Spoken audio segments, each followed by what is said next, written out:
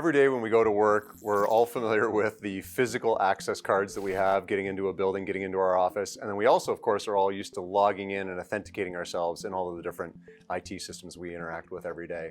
BioConnect is bringing those two things together. Rob, how do you do that? We're enabling trust in the connected world. And the problem that we see is there's 7 billion of us on the planet that are walking around with somewhere between 25 and 50 identities of who we are. We walk around with credit cards, passwords, keys, key fobs, and all of these have been assigned to us to define who we are. And in the physical world, that's okay, because we can get together and establish trust. When the digital world came upon us, we have lost trust because we don't know who the sender or the receiver actually is of any communication or any transaction.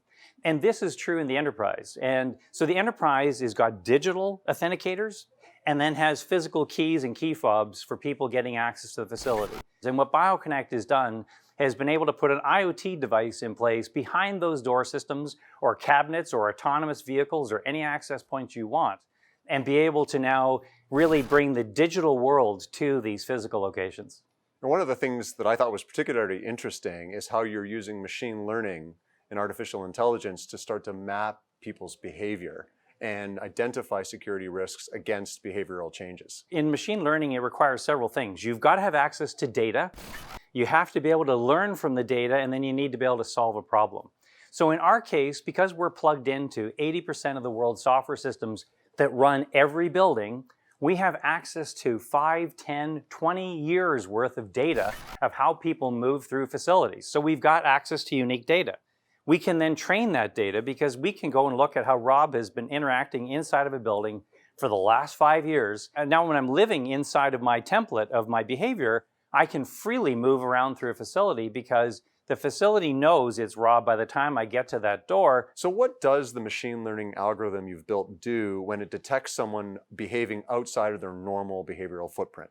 We're building a trust score, and that score is based on several elements of data. So if you're outside of your template, we may ask you for a push notification. We may send something to your phone and ask you for face recognition or ask for some more information about you. Or we may rely on your context or what time of day it is or other aspects of data to determine whether, in fact, your score is high enough to authorize you into that area. And so what type of improvement in the security infrastructure have you been able to realize for your customers in terms of use cases? A country has banned the ride-sharing use in their country. Why? Because they couldn't link the driver to the vehicle. And this is an example of a use case of how do I authenticate the identity of the person into their digital system with the physical car that they're operating in. Well, what's the one thing that our moms taught us when we grew up? Don't get in a car with a stranger. And now we've built a whole industry on get into a car with a stranger. So that's going to work to the extent to which we can establish trust and establish identity, both physically and digitally. And so BioConnect is uniquely positioned to be able to solve that problem for any type of sharing of any type of asset that anyone wants to be sharing. This technology now would be a very good use case for that.